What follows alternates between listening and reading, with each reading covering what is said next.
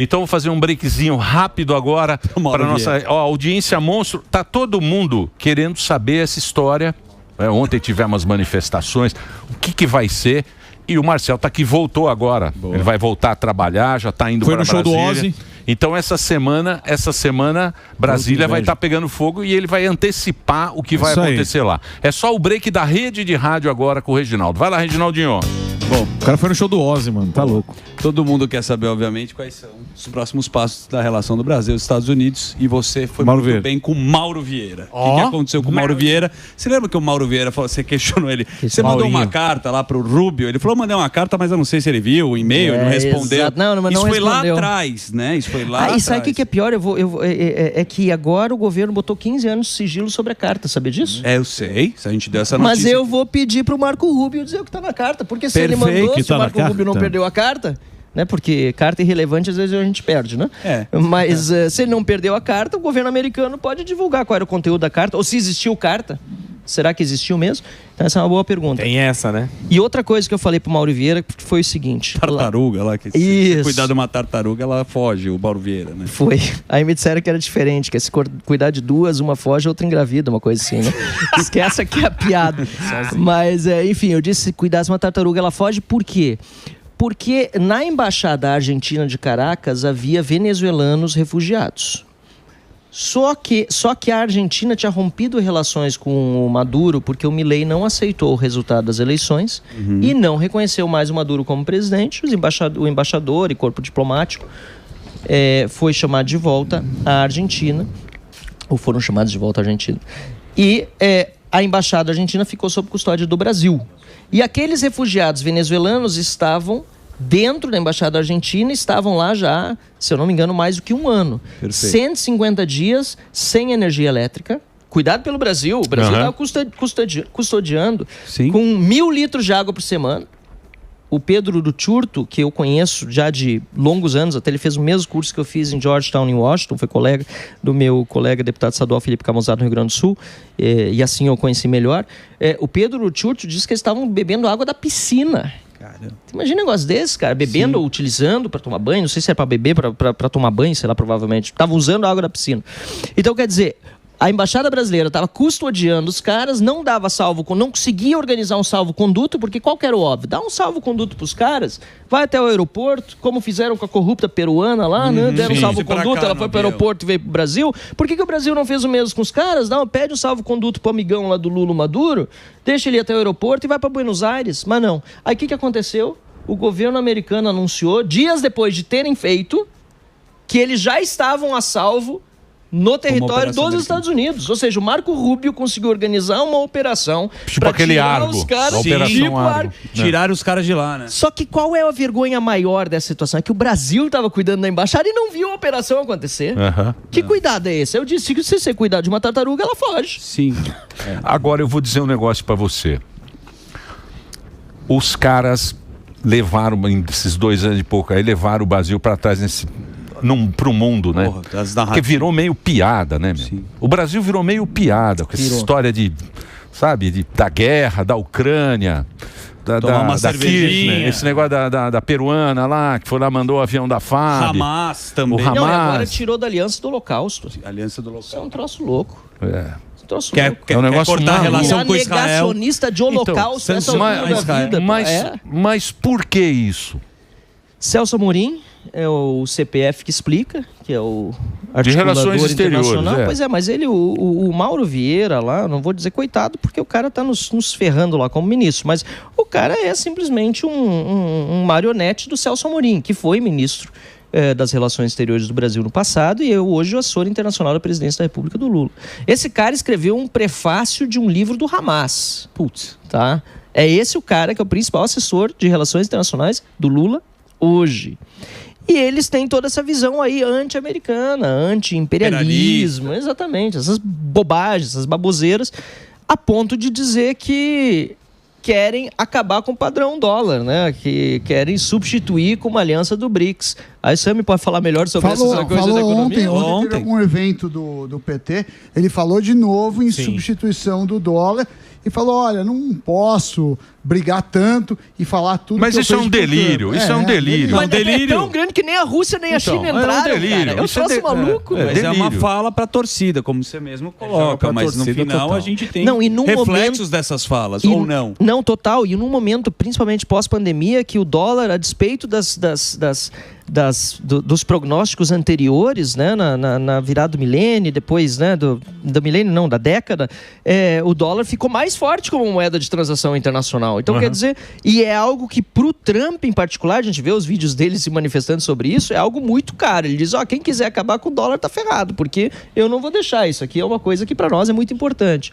Então, tudo isso colocou o Brasil numa situação muito ruim. Vários jornalões aí internacionais que tinham apoiado o Lula pela democracia, contra a ameaça do Bolsonaro, aquela coisa toda, agora estão voltando atrás. Né? Então, mas a própria Europa, porque a Europa tinha uma visão do Lula, assim, muito bacana. Eles chamam de Lula da Silva. É o Lula da Silva para cima e para baixo. Tirou a fome do... Agora já estão meio que falando, porra, esse Lula da Silva não é aquilo que a gente achava que era. Que recebia tantas homenagens na Europa. Mas agora o problema é nosso aqui, né?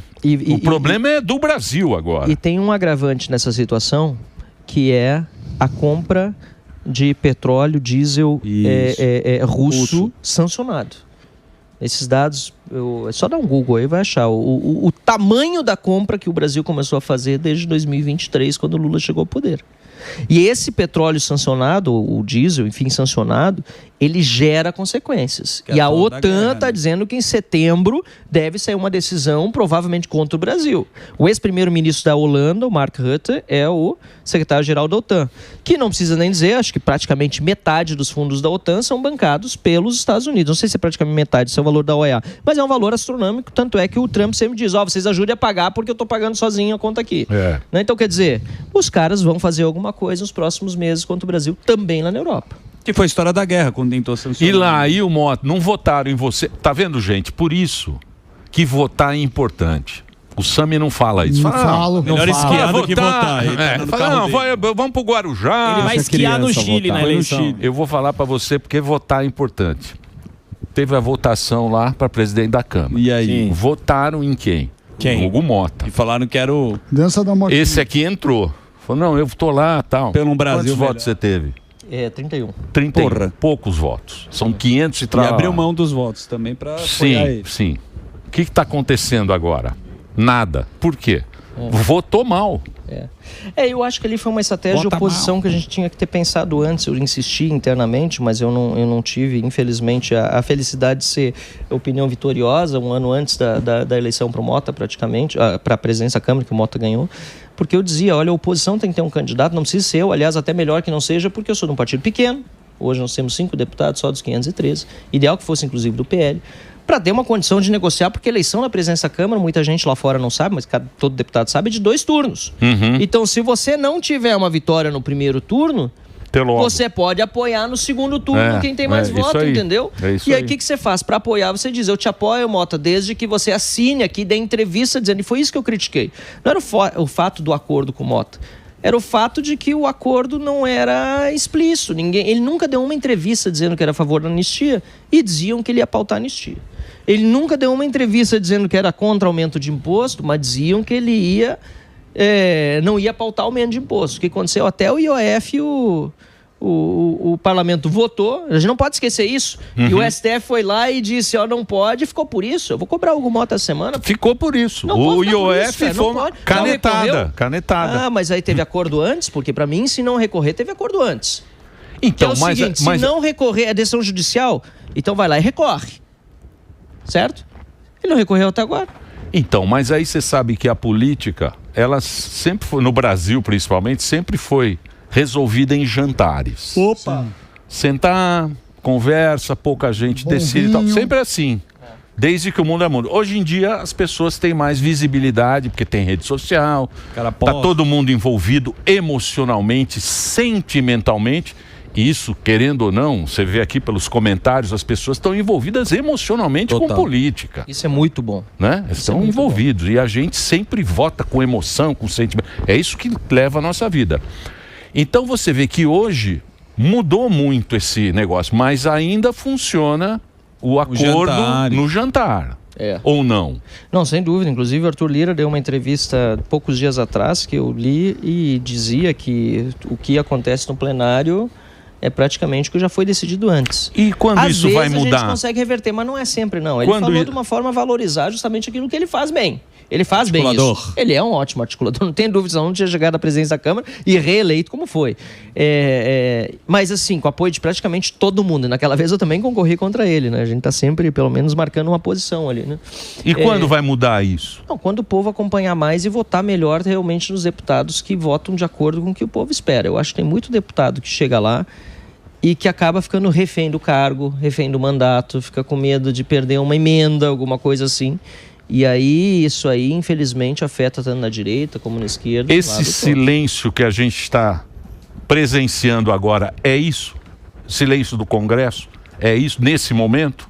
Um pouco é. Eu acho que, infelizmente, tem muita gente ali que tem medo de perder algumas benesses, algumas regalias, mas, assim, o mais importante, Emílio, é a eleição.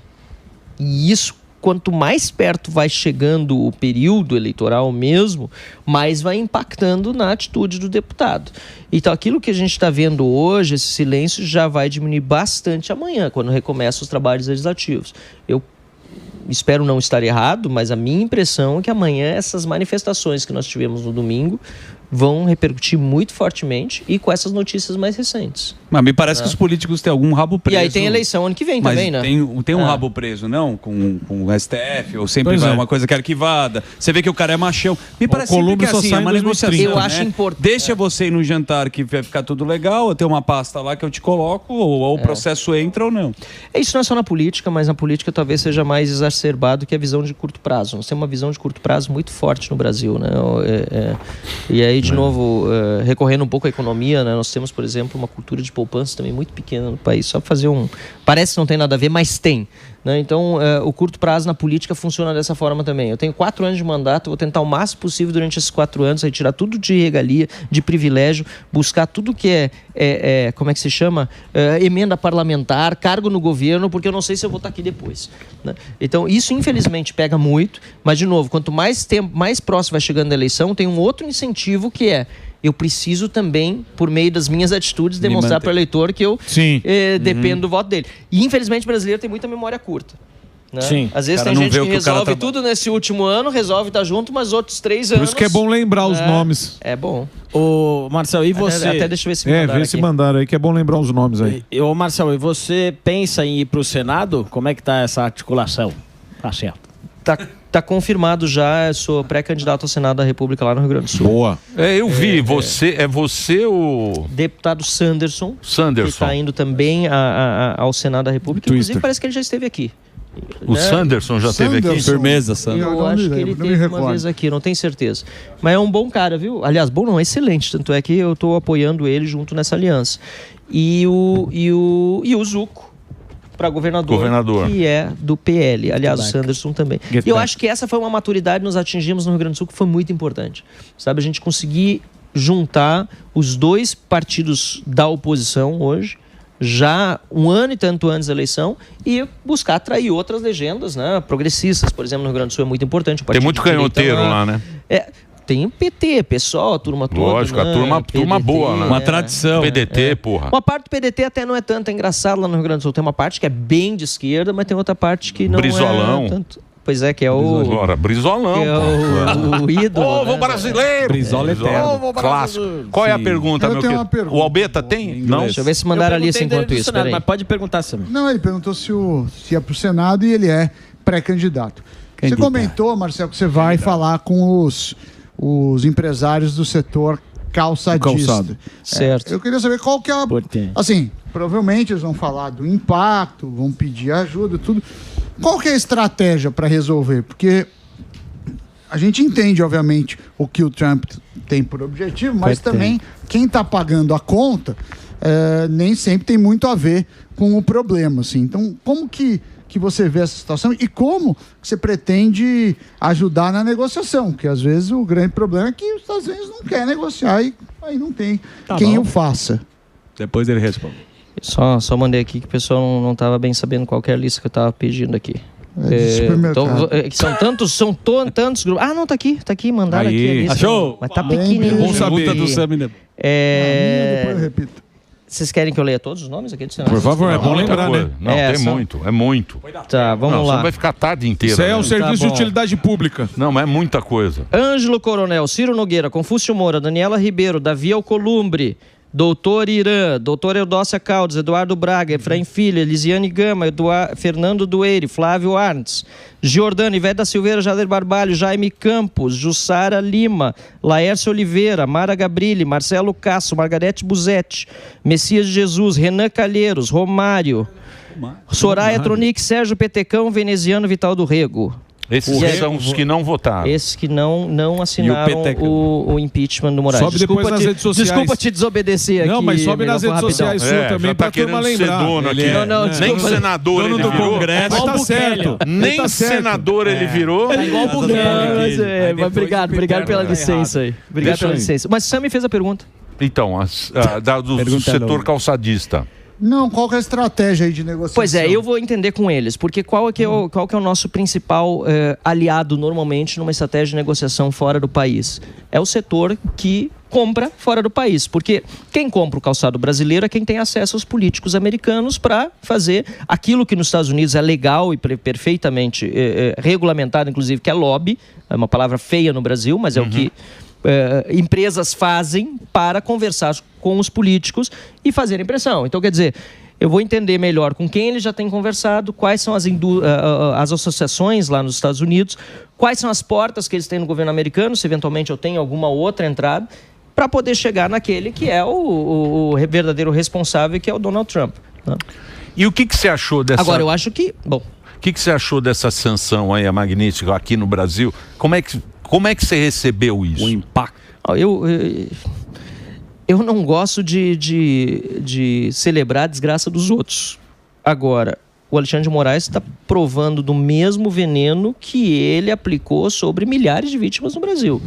Né, que não pode ter conta bancária, é o Rodrigo Constantino, né, que tá lá fora sem passaporte. Agora liberaram as contas dele. O cara com câncer não tinha acesso ao dinheiro dele aqui no Brasil. Esse pessoal tá lá, mesmo o Gengiva. Sim. Pô, o Gengiva, pô, ele tinha um programa lá. Sim. Ficou sem ver a mulher. Filho. Anos. Ficou sem ver filho. Anos. Isso. 3, 4 anos, sei lá quanto ele tem uma tá. filha que precisa de cuidado, né? Tem Mas uma o Eduardo filha que precisa. Bolsonaro, a esposa dele está com as contas bloqueadas no Brasil. Qual é o sentido disso?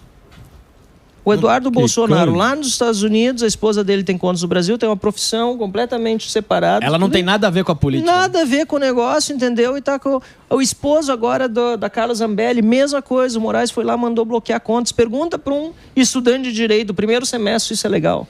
E aí que eu fico mais indignado com as pessoas que acham que isso é ok, porque é contra os bolsonaristas. Não é contra os bolsonaristas, é contra cidadãos brasileiros. E depois que o cara faz contra um grupo, ele vai fazendo contra outros. E aí contra outros. Até chegar o momento em que o cara... Porque é o superpoder, né? É o superpoder. Que ele não tem. Ô, Marcel, você acha que depois de... Por direito, não. Depois de... vamos pensar num futuro mais otimista, né? Você acha que vai ter uma necessidade de fazer uma outra lei para liberdade de expressão? Porque a pauta é essa. A gente tem ali o artigo 5º, mas ele não funciona direito. Depois disso tudo, vai ter que ter uma espécie de reforço. Muita gente propõe redações novas, mas eu costumo dizer que não precisa fazer nova lei.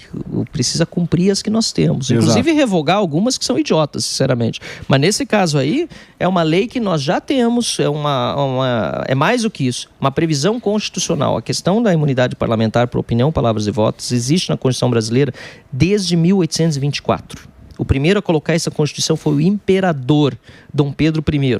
Para a gente ter ideia do que isso significa para o Brasil. Isso foi num período em que nós não éramos democracia, nós éramos império. E ele colocou, porque aquela Constituição foi outorgada, uma Constituição outorgada é a Constituição que é feita, né, pelo chefe de Estado ou por alguma liderança e é dada, outorgada para a população, certo? E ele outorgou essa Constituição já com essa previsão que nasceu na Revolução Gloriosa na Inglaterra, Entendeu? Isso. Então, quer dizer, é algo que os parlamentares ingleses pediram para si lá atrás, e isso que a Inglaterra não é hoje um grande exemplo de liberdade de expressão também, tá tendo um monte de problema lá hoje. Aliás, tem alguns que dizem que nunca foi, mas isso é uma outra discussão. Mas já existe, portanto, essa previsão constitucional, porque era a Constituição, o Bill of Rights era a Constituição da época, de mais de 300 anos. Aí veio a Constituição de 1889, tinha, todas as demais tiveram, salvo as constituições quais? A do Vargas, de 37. Ditadura. Também outorgada, exatamente.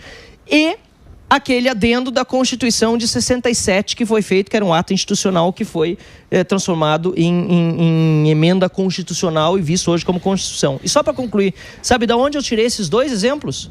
De um julgado do Alexandre de Moraes que citou justamente esses dois exemplos, do Vargas e do regime militar, como os dois exemplos em que a imunidade parlamentar foi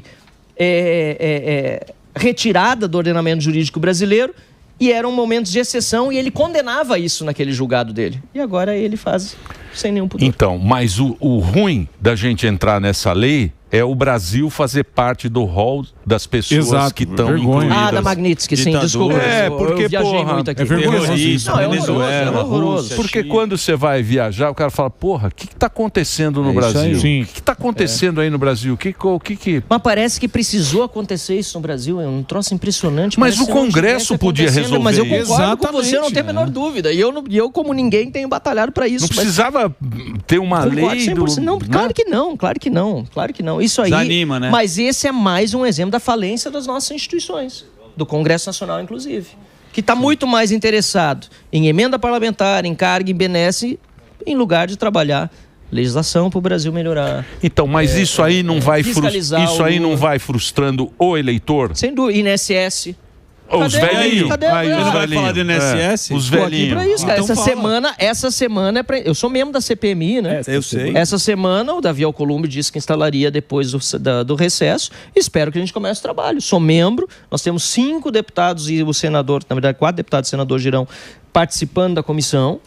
E a gente vai trabalhar para ir atrás de cada um dos que roubaram os velhinhos do INSS. Os velhinhos, os deficientes físicos, etc. Não é possível que a gente conviva com essa impunidade no INSS enquanto os caras estão perseguindo senhorinha com o Bíblia na mão, cara. É ridículo. E não cair naquela casca de banana que o governo fala que é a narrativa. Mas é para instalar, não tem como não instalar. Como é que não vai instalar a CPMI? Vocês estão achando que não vai? Não. O que eu estou dizendo é o seguinte. O absurdo de tudo isso é a gente esquecer. Porque não pode esquecer o povo, porra. Claro, mas esse é o mais importante. Porque o que acontece, o quê? Nesse momento, os caras estão discutindo. Ah, o Bolsonaro 26, quem vai ser? Exato. Ah, o Bolsonaro vai ser presidente. Vamos montar uma chapa nova. Tá só esse papo. Exatamente. E esquece que tem um monte de velhinho preso. E esquece que deram um tomé aí nos caras de 90 bilhões. Exato. E o tribunal já jogou pra frente, já tá todo mundo ali. Virou treta de torcida. Isso, já virou o povo que se lasca. E o povo, mesmo, é sempre o povo se ferrando, Van Hatten. Não, e o pior, eu fiquei sabendo esse fim de semana que um dos jornalistas que revelou lá a casa do irmão do Lula, que fez uma matéria, agora está sendo processado por ele. Quer dizer, o cara que faz matéria, a imprensa, no fim, é processada por falar para expor o rombo. Por quê? Porque é uma permanente... São duas coisas, né? Primeiro, perseguição à oposição e segundo, distração dos reais problemas do país. Porque a gente está virando uma nação, né, com um ministro sancionado, mal vista no mundo todo, que está com impostos cada vez mais altos, a gente está com dificuldades econômicas que podem levar a uma recessão em breve, porque o que a gente está vendo é a repetição da Dilma e da pandemia. Na verdade, esse governo aqui está conseguindo ser pior que uma pandemia nas contas públicas. Sim. Né? Banco do Brasil, sabe? Desabou sexta-feira, foram cara, que bilhões. Isso? Como é que tá agora o Banco do Brasil? Presidente do Banco do Brasil? Você já viu o Instagram dela? Eu vi. Que é uma loucura. Você viu isso aí? Mas aquilo é sério? Mas mas é sério aqui? É sério. Banco do Brasil perde 7,7 bilhões em valor de mercado em um único dia. Isso na sexta-feira. Isso é louco. Se os caras conseguem fazer isso com o estatal saudável, imagina o que estão fazendo com as outras. Porra, Banco do Brasil. Correios também foi uma desgraça. Deixa eu... Vai lá, correção. Não é correção. A lista? Um complemento. Um complemento. Porque se não ficou claro, eu li. Então repita. Tá indefinido. Indefinido. Ou seja, pressione esse senador. Não quem é contra. Quem é contra é uma outra lista de 19. Mas a gente não precisa ler quem é contra. Você quer saber quem é contra? Não, eu quero saber quem os indefinidos. Eu achava bom pra não votar. Ele já leu os indefinidos. Pra não votar mais. Estão na dúvida. Na dúvida, vocês querem de novo indefinido ou contra? Contra. Vamos no contra para saber. Ana Paula Lobato, Augusta Brito, Beto Faro, Chico Rodrigues, Cid Gomes, Fabiano Contarato, Fernando Farias, Humberto Costa, Irajá, Jaques Wagner, Leila Barros, Omar Aziz, Otto Alencar, Paulo Paim, Randolfo Rodrigues, Rodrigo Pacheco, Rogério Carvalho, Tereza Leitão e Weverton. Esses são os que estão registrados aqui nesse site contra impeachment. É engraçado que ressuscitaram um vídeo do Randolph. Vou pedir aqui a fonte certinho. Eu não sei se você viu. Deixar tudo certo. Eu não sei se você viu um vídeo do Randolph falando sobre quando o Alexandre de Moraes ia ser sabatinado e veio a assinatura dos estudantes e tal. Ele era contra, inclusive, a indicação do Alexandre de Moraes. Agora ele é contra tirar o cara de lá. Que coisa, o mundo não dá volta, capota.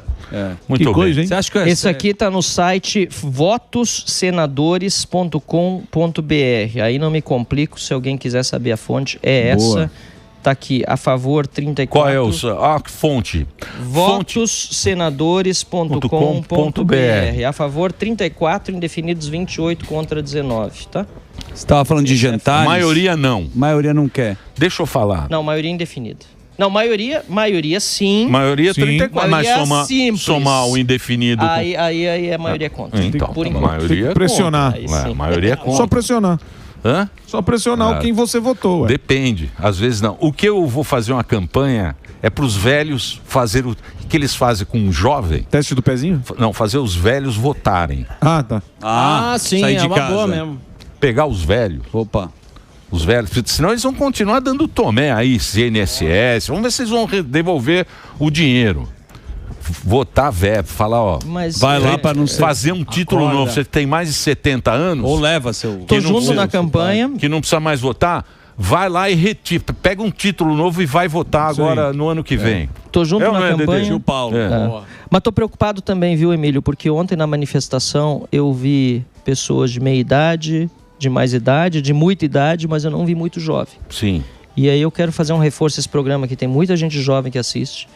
E eu quero pedir para quem é jovem, vá na próxima manifestação. Quero ver mais jovens nas manifestações, porque o futuro está na mão de vocês. Os outros estão brigando mais, pessoal de mais idade, pelo futuro do país, do que a nossa juventude. Então, acho importante fazer esse chamado, tanto para quem não precisa mais votar. Eu encontro muita gente, uma senhorinha de 92 anos que foi ontem na manifestação, disse, eu vou só para ir na eleição que vem a urna, vou lá para votar em você. Legal, muito legal. Agora, jovem, participe da política, porque o futuro é teu. Tem muita gente aí que tá brigando por você e você não tá fazendo nada, pô. Mas qualquer... mas você sabe que os jovens, o jovem que foi na escola, meu amigo, a gente é só um opressor, pai, tudo doutrinação. Aprenderam na escola. Mas saiu uma pesquisa que o Alba me mandou que a turma da esquerda se arrepende quando ela tem mais maturidade. Não é isso? Por isso eu sou a favor de emprego para jovem, porque quando vem os primeiros boletos, isso aí, ganhando salário, tá pagando as contas, já muda para direita rapidão. Tem que ter emprego cedo, poder trabalhar cedo. Só me fez bem, cara. Comecei com 14 anos, foi maravilhoso. Só para não sair dessa pauta, o que você achou então da ausência dos governadores na manifestação? Porque muita gente criticou e aí começa a dividir uma bola que acho que... Eu achei ruim, eu acho que seria muito bom que tivesse, mas todos deram seus motivos, né? O Tarcísio estava com procedimento médico, o Zema, com quem eu falei também, disse que tinha um compromisso pessoal já de muito tempo marcado. Pilates. Assim, não, compromisso pessoal mesmo, não sei o que era, porque depois, eu não perguntei, depois eu vi na rede social que teve um encontro do grupo de colegas dele de Ribeirão Preto, de 1900 e quanto, e realmente, se foi isso, não sei se foi isso. Se foi isso, é algo que é difícil organizar de novo quando você tá aí. Não, vocês conhecem essa saco, exato. Consegue. Mas assim, ele até em defesa dele, é um dos caras que mais tem falado Alexandre de Moraes, aliás, o único, o próprio Silas Malafaia fez um vídeo reconhecendo tanto que o Zema tem falado. O Nicolas, esses dias, também não pôde ir. Na mesma manifestação que eu não pude, eu perdi a oportunidade de um voo lá nos Estados Unidos, deu problema esse de aeroporto, não consegui ir na manifestação daquele domingo, o Nicolas também não foi, porque tinha o casamento da prima, que ele era padrinho, já foi criticado por isso, acho que é injusto. Acho que assim, seria bom que tivessem ido, deu um apagão geral aí, não sei o que houve, mas espero que nas próximas eles estejam de novo conosco nas ruas. Só isso. Deixa eu agradecer a presença aqui, ó, do Van Hatten lá. Ele vem com a mala. Ô, Loirão. O cara vem com a mala. Ele para aqui e vai para Brasília. É um dos mais atuantes deputados. Já é candidato a senador. o ano que vem. E vou passar aqui o Instagram dele e as redes sociais, que é o Instagram e o X, né? Que é Marcel Van Hatten, é Marcel Van, V-A-N, Hatten, H-A-T-T-E-N. Tá aí nas redes sociais. Oi? É M de Maria. M de Maria. É isso aí, Obrigado. Marcel Van Hatten. Obrigado pela divulgação. Van Hatten, obrigado por você ter vindo, boa sorte lá em Brasília e sempre que tiver novidades, manda aí pra gente, tá? Tô junto sempre que quiserem, online mesmo. Foi legal participar aquele dia. Próxima vez vamos trazer o Piperninho aqui.